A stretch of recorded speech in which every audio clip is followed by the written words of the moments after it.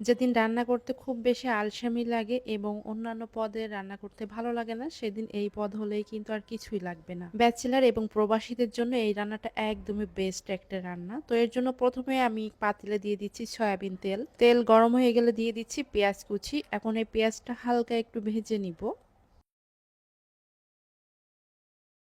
কাঁচামরিচ ফালি দিয়ে দিচ্ছি বেশ কয়েকটা, আদা রসুন বাটা দিয়ে দিচ্ছি হাফ টেবিল চামচ পরিমাণে। এখন এই মশলাটা হালকা একটু ভেজে নিচ্ছি।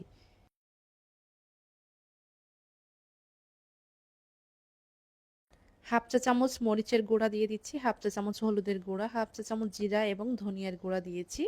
সাথে দিয়ে দিব এখন লবণ। লবণটা পরিমাণ মতো লবণ দিয়ে দিব।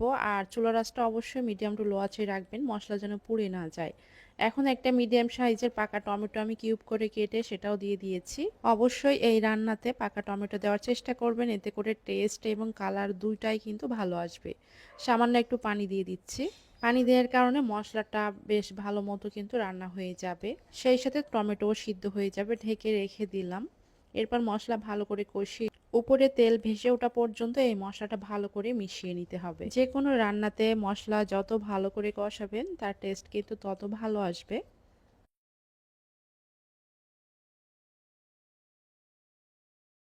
বেশ কিছুক্ষণ এটা কষিয়ে নিয়েছি, আর এখন দিয়ে দিচ্ছি ঝোলের জন্য পানি। আপনার ঝোল মাখো মাখো রাখবেন না ভুনা ভুনা, বা একটু ঝোল বেশি রাখবেন সেটার উপর ডিপেন্ড। পানি দিয়ে দিবেন, দিয়ে এখন এটা আমি ঢেকে রেখে দিব পানিতে বলক উঠে আসার জন্য।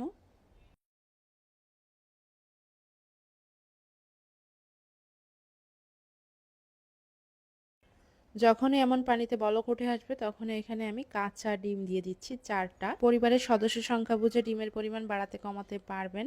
কাঁচা ডিম এভাবে করে দিলে কিন্তু একটা ডিমও আপনার নষ্ট হয়ে যাবে না, নাড়াচাড়া করা যাবে না। এভাবে আমি ডিম 4টা দিয়ে দিচ্ছি, দিয়ে ঢাকনা দিয়ে ঢেকে রেখে দিব।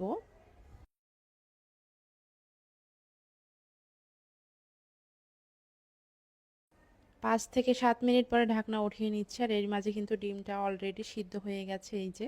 আর একদমই সহজ এই রান্নাটা করতে, মানে এক্সট্রা করে ডিম ভাজার কোনো ঝামেলা নেই, বা ডিম সিদ্ধ করারও কোনো ঝামেলা নেই।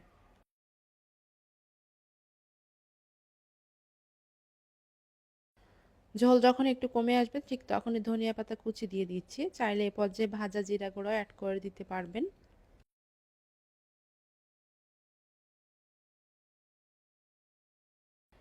আশা করছি আমার সহজ রেসিপি আপনাদের কাছে ভালো লেগেছে। ভালো লেগে থাকলে অবশ্যই শেয়ার করে দিবেন।